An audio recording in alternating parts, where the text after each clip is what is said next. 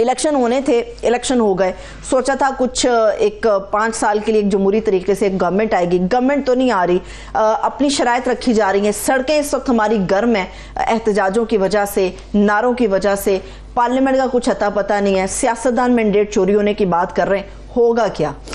जी, वो जो कहा जाता है कि इस तरह तो होता है इस तरह के कामों में, तब आप इस तरह के इलेक्शन करवाएंगे, कंट्रोवर्सी क्रिएट करवाएंगे, अदालतें और इलेक्शन कमीशन अपना रोल नहीं अदा कर पाएंगी, तो ये गन तो पड़ना ही था। इसमें आपको मुझे किसी को भी हैरानगी नहीं है, पूरी दुनिया कह रही थी, पाकिस्तान में भी बच्चा बच्चा कह रहा था कि ये आगे जो इब्तिदा की है इसकी पता नहीं इंतहा कहाँ होगी।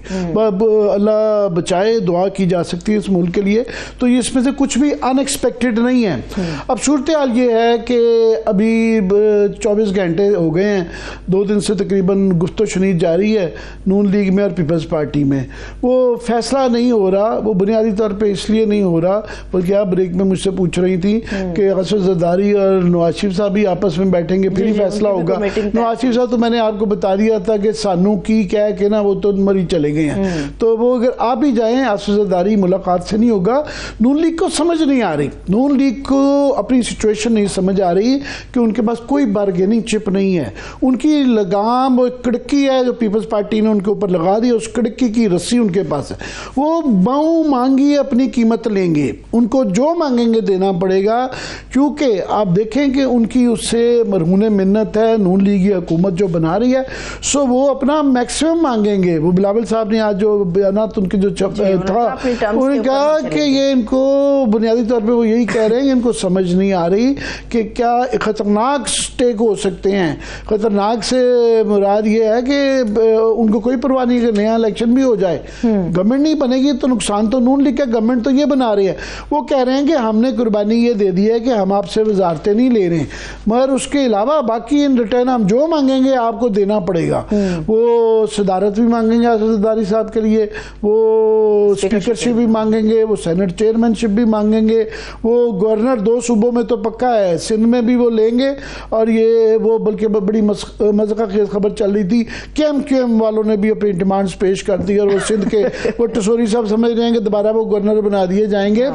वो कोई और ही ऊपर से बनवा दे तो बनवा दे, पीपल्स पार्टी नहीं छोड़ती, कोई उनकी लेवरेज नहीं है। एमक्यूएम जो है 0 हो गई है, क्योंकि उनकी सीटें जीतने के बावजूद भी 0 हो गई ना, उनको कोई सूबे की सिंध की गवर्नमेंट में कोई हिस्सा मिलेगा अगर पीपल्स पार्टी नहीं चाहेगी। और ना ही यहाँ पे उनका वजन नहीं रह गया, लेवरेज नहीं है, क्योंकि उनका हुकूमत बनाने से कोई ताल्लुक नहीं है। नून लीग को उसकी जरूरत नहीं है, उनको जरूरत है पीपल्स पार्टी की। सो पीपल्स पार्टी सिंध में भी गवर्नरशिप लेगी, उसके बाद बलूचिस्तान में भी वो लेगी, और बलूचिस्तान में हुकूमत भी लेगी। वहां पे भी अभी है ना 3 पार्टियों को 10-11 मिली हुई है, JUI, नून लीग और पीपल्स पार्टी। सो वहां किसने, तो वहां भी नून लीग को हुकूमत बलूचिस्तान में भी देनी पड़ेगी। अभी खबरें ये चल रही थी कि वो पंजाब की गवर्नरी भी मांग रहे हैं। हाँ, ये डिमांड है उनकी, मेजर डिमांड। अब ये नाजायज है, मगर वो ये भी देनी पड़ेगी। वो कह रहे हैं आपको जब इतनी हमने पूरी वजारतों में हिस्सा नहीं ले रहे, तो फिर आगे की आप देखिएगा, ये छोटे छोटे रोज हुआ करेगा कि जी आज स्टेट बैंक का गवर्नर, नेशनल बैंक का प्रेसिडेंट, उसके बाद ये अगर PCB के साथ वजारतें, सो वो ब्यूरोक्रेटिक अपार्टमेंट से भी आप देखिएगा वो बताया करेंगे कि इसकी तरक्की होगी, इसकी नहीं होगी, ये तबादलों पे भी बस लाया करेगा। सो वो बड़े आराम से बैठे हुए हैं। नून लीग को समझ नहीं आ रही, वो इसके ऊपर के वो अपनी मंतक लड़ाने की कोशिश कर रहे हैं कि देखिए पावर शेयरिंग कोई नहीं है, आपको अगर ये हुकूमत लेनी है उसके लिए सब कुछ पीपल्स पार्टी को देना पड़ेगा। इस वजह से ये लेट हो रहा है। और बिलावल साहब सही कह रहे हैं कि जी हमें तो कोई फ़र्क नहीं पड़ रहा, ये लेट होने का नुकसान आपको है। उन्होंने अपनी सिंध में एक अपनी आइलैंड बना लिया है, वहाँ उनकी कंफर्टेबल एक गवर्नमेंट है, उनको किसी की ज़रूरत नहीं है।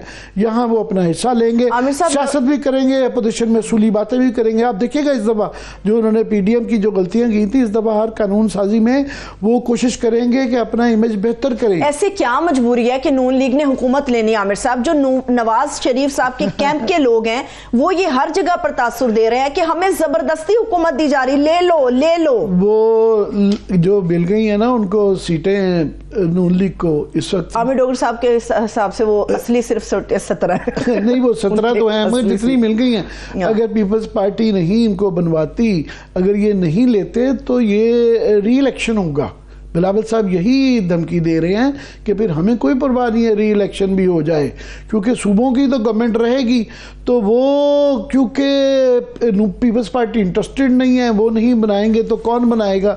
जब कोई नहीं बना पाएगा तो हुकूमत टूट जाएगी, री इलेक्शंस की तरफ जाना पड़ेगा। बिल्कुल जो है हुकूमत बनने से पहले ही टूट जाएगी, आपको कोई और रास्ता नहीं रह जाता। सो वो पूरा गैम्बल खेल रहे हैं, बड़ा कैलकुलेटेड गैम्बल है उनका, कि उनको समझ है कि ये फंस गए हैं। इनको ये अगर हुकूमत नहीं बनाते शहबाज शरीफ साहब तो हुकूमत नहीं बनेगी, फिर ये पीटीआई को बनाएंगे, उसकी तरफ वो भी अफोर्ड नहीं किया जा सकता। उसके अंदर दो खतरात है, एक तो ऑफ कोर्स फिर इतना मेला लगाने की जरूरत क्या थी अगर पीटीआई को गवर्नमेंट देनी। दूसरा ये खतरा है कि पीटीआई वो लेगी, उनको पता है हमारा मैंडेट चोरी हुआ है, वो असेंबली डिसॉल्व कर सकते हैं, वो अगले दिन ओथ लेंगे, ओथ के बाद वो कहेंगे जी असेंबली डिसॉल्व, असेंबली खत्म, आगे कुआं है पीछे खाई है, नून लीग दरमियान। तो ये नून लीग फंस गई है और ये रोज तमाशा लगा करेगा, रोज की ये डिमांड्स होंगी, रोज की, और मसाइल बहुत ज्यादा, इख्तियारात पहले से भी काम। सो ये तजर्बा है। अब आ जाते हैं जी बाकी सिचुएशन में कि यहाँ पे सिर्फ ये एक बादल नहीं है, और भी चारों तरफ बादल ही बादल हैं, घटाएं हैं, काली घटाएं हैं ऑल अक्रॉस। वो अभी मसले दो तीन हैं। एक तो है पीटीआई का, कल आमिर डोगर साहब हमें ये फरमा के गए हमारे प्रोग्राम में आए जी बात करते एक इशू चल रहा है मखसूस नशिस्तों का। अब मखसूस नशिस्तों का ये एक इशू जो हमने रेज किया, ये अकमल खान साहब की रिसर्च थी, हमारे प्रोड्यूसर साहब की, कि इन्होंने टाइम के ऊपर जो है, जो आपने 3 दिन के अंदर इतला देनी होती है इंडिपेंडेंट्स ने कि हमने फलानी पार्टी ज्वाइन करनी है, वो इन्होंने काफ़ी डिले कर दी। कुछ जो 13 को हुए हुए थे वो 3 दिन बाद था, उसके बाद बाकी भी जो ये 82 के करीब जो लोग हैं उनको जो 16 को जिनका नोटिफिकेशन है 19 को हो जाना ही था, आज 20 तारीख हो गई है। तो आज अगर करेंगे तो यहाँ पे उनके पास एक बहाना है कि जनाब आप लेट हो गए हैं। कल वो फरमा रहे थे आमिर डोगर साहब कि जनाब ये इसके अंदर आइन कहता है कि आर्टिकल 51 ऑफ द कॉन्स्टिट्यूशन कहता है कि आपने 3 दिन के अंदर गजेट के अंदर नोटिफाई होना चाहिए। तो उनका ये वर्जन था, मगर ये हमने दोबारा चेक किया है कि इसके अंदर जो नोटिफिकेशन इलेक्शन कमीशन ने किया गया है, इसके साथ ये दिखा भी दें प्रोड्यूसर साहब वो वाली जगह कि for publication in the gazette of Pakistan of today's date. So जो नोटिफिकेशन किया गया है इलेक्शन कमीशन ने, उसके अंदर ये दरख्वास्त है गजेट को, गजेट ऑफ पाकिस्तान को कि जनाब इसको आप उसके अंदर शामिल करें आज की तारीख से, खास तौर पे दर्ज। सो ये नहीं है कि वो एक्चुअल जब प्रिंटिंग प्रेस से आएगी वो कॉपी आ जाएगी, ये ऑर्डर होता है नोटिफिकेशन का डेट, इसके अंदर नोटिफिकेशन अंदर ये जिक्र है। सो मोस्ट प्रॉब्ली लीनियंट हो सकते थे, मगर यहाँ पे एक तसलसल देखते हुए इलेक्शन कमीशन का और उनका एक रवैया देखते हुए बड़ी कम उम्मीद है पहली बात कि ये इनकी ये एक्सेप्ट होगी।